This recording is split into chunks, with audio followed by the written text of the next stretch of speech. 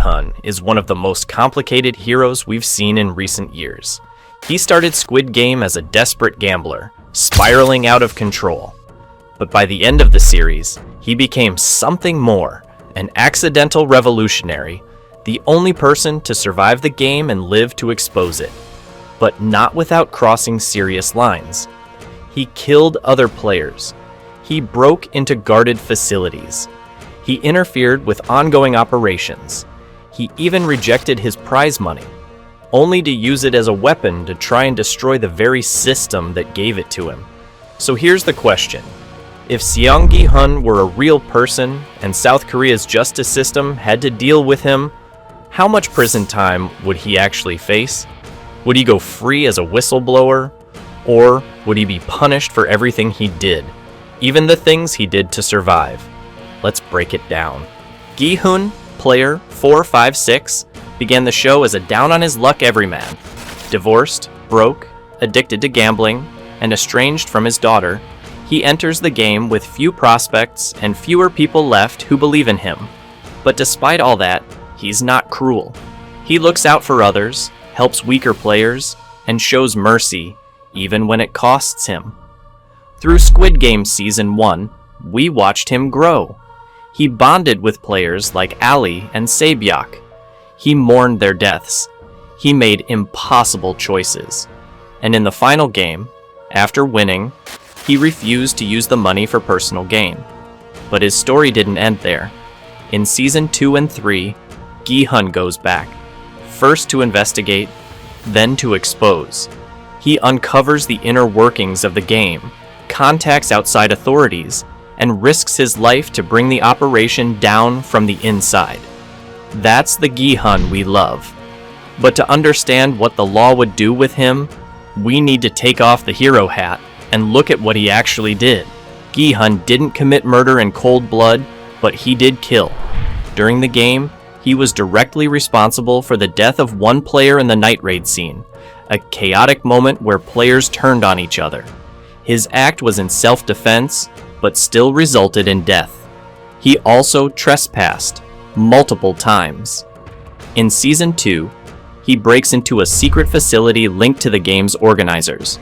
In Season 3, he infiltrates yet another location and uploads footage to expose the operation. That counts as illegal surveillance and digital intrusion under South Korean law.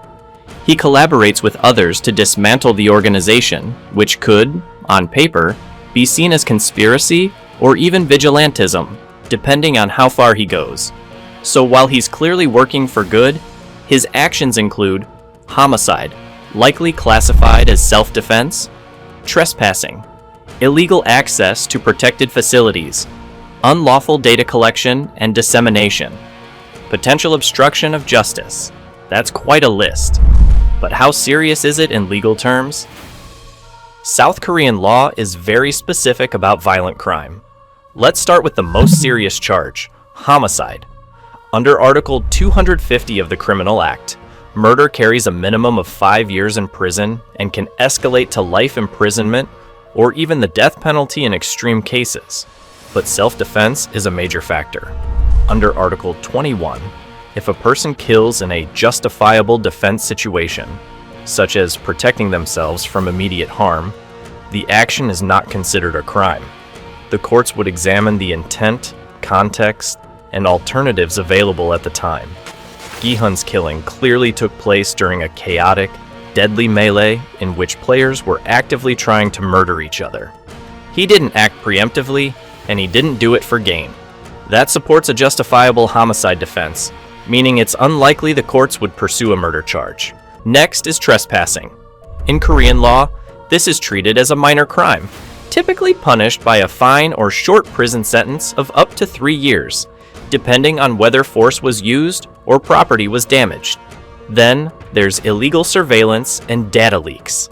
If Gi Hun recorded or distributed information from within a restricted private facility, he could be charged under the Act on Protection of Communication Secrets or Personal Information Protection Act. Punishment ranges from 1 to 5 years, or a fine of up to 50 million KRW, about 38,000 USD. The good news? South Korea has strong whistleblower protections. If a person exposes a large-scale criminal conspiracy, especially involving public danger or human rights abuses, the courts often reduce or waive penalties, even if laws were broken to obtain the evidence. So what happens when a rule breaker helps take down a deadly operation? Let's look at real-world examples. In 2002, a South Korean soldier who shot and killed another soldier during a training accident was found not guilty, citing panic and lack of malicious intent. In 2016, a civic activist exposed a large-scale data leak by illegally entering a government building. Though technically guilty of trespass, his sentence was suspended and he was fined instead of jailed. Whistleblowers in Korea are often rewarded, not punished, when their actions uncover corruption, abuse, or systemic crimes, especially when they act at personal risk. In other words, even if Gi Hun broke laws, the courts would take into account what he exposed and how he did it. Let's break down what his sentence might realistically look like. Murder, homicide, likely dismissed under justifiable self-defense. Trespassing, infiltration, 1 to 3 years, possibly suspended. Unlawful data leaks, surveillance, 1 to 5 years, likely reduced due to whistleblower protections. Conspiracy / obstruction, minor, possibly administrative fine or community service. In total, if found guilty on all charges without any mitigating factors, Gi Hun could face up to 8 years. But here's the reality. With his clear cooperation, no criminal record, and the public service he performed by exposing the games, the court would likely reduce his punishment dramatically.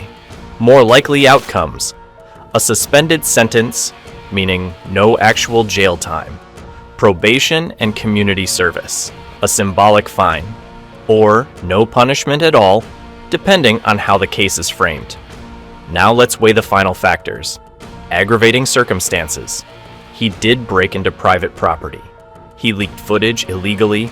He caused public disruption. Mitigating circumstances. He acted out of self-defense.